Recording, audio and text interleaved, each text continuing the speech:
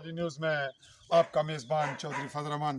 पाकिस्तान के ज़ेर कब्ज़ा कंट्रोल आज़ाद कश्मीर के ज़िला भंबर की तहसील सुमानी सेक्टर के इलाका निहाला एंड LOC के बिल्कुल फ्रंट पर, जहां हर वक्त इंडियन आर्मी की शेलिंग फायरिंग का सामना रहता है सिविल आवाम को।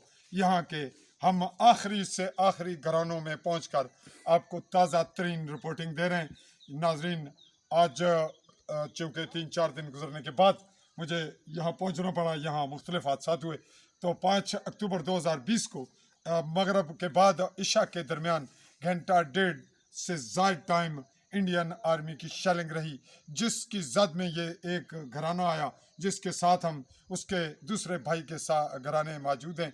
ये गैराबाद है। ये इसकी शेलिंग आप देख रहे हैं, शेलिंग से इसकी दीवार को जो नुकसान पहुंचा हुआ है, ये भी आपको दिखा रहे हैं।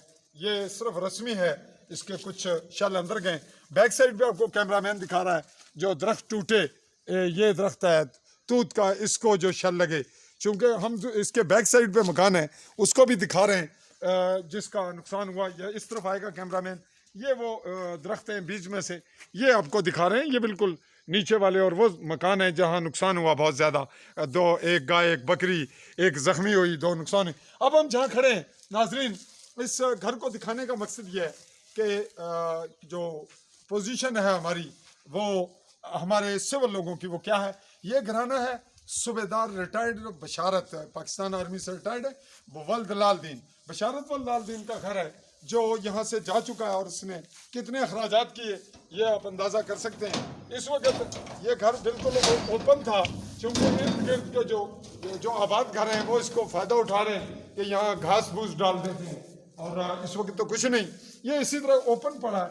और ये इसकी जो ज़ुबान हाल है आपको कमरों की, मकान की, वो दिखा रही है। ये आप अंदर से आप देखेंगे कि ये बिल्कुल जो लाखों रुपए खर्च हुए हैं, थोड़े हुए हैं तब भी लाखों में जाती है बात। ये इसका किचन है, ये किचन आप देख रहे हैं, और ये ओपन किचन है, ये भी आप देख रहे हैं। और ये मवेशियों का मकान है नाजरीन, ये जो नीचे है ये भी बेआबाद है। और अब ये इनकी जो बात है, वो आप हैंड पंप देख रहे हैं खड़ा चलने के लिए, ये तमाम। और यहाँ कितनी बड़ी आराजी है, मेरे बैक साइड पे आप देख रहे हैं, ये चरागाह है, और नीचे रकबा इनका आबाद था जो इस वक्त बेआबाद है। घास भूस मवेशियों का यहाँ से काटना, घास काटना, फसल रखनी और उसको संभालना, ये जान जोखों का काम है। और यहाँ अब ये बराए नाम रह गया है, इसको मतरूक कर दिया गया है। और इसके जो अहम बात है, यहाँ रहते हुए पानी मुफ्त, चश्मे का पानी भी कीमती, सोने का पानी है यूँ कह लें, और सेहत के लिए कितना मुफीद है।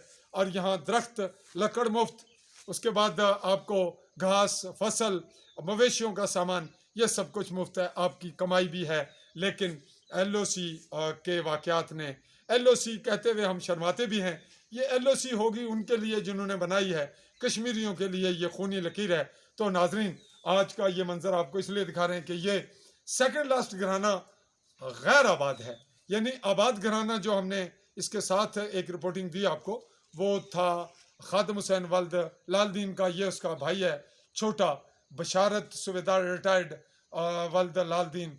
ये तमाम ही भाई आर्मी में, इनका एक भाई कर्नल है, रिटायर्ड है पाकिस्तान आर्मी से। तो नाजरीन, आप यहाँ इस रिपोर्ट को इस बुनियाद पे हम सम अप करते हैं कि कश्मीर का फैसला करते हुए LOC के लोग, सीज फायर लाइन के लोग, बॉर्डर लाइन के लोग जो नुकसानात लाखों का बर्दाश्त करते हैं, उनका कल्चर तब्दील होता है, उनके घर उजड़ते हैं, उनके बच्चों के रिश्ते, तालीम, क्या कुछ उन्हें कुर्बानी देकर अपनी कश्मीरियत को बचाना पड़ता है, जो इस वक्त ख़तरे में है।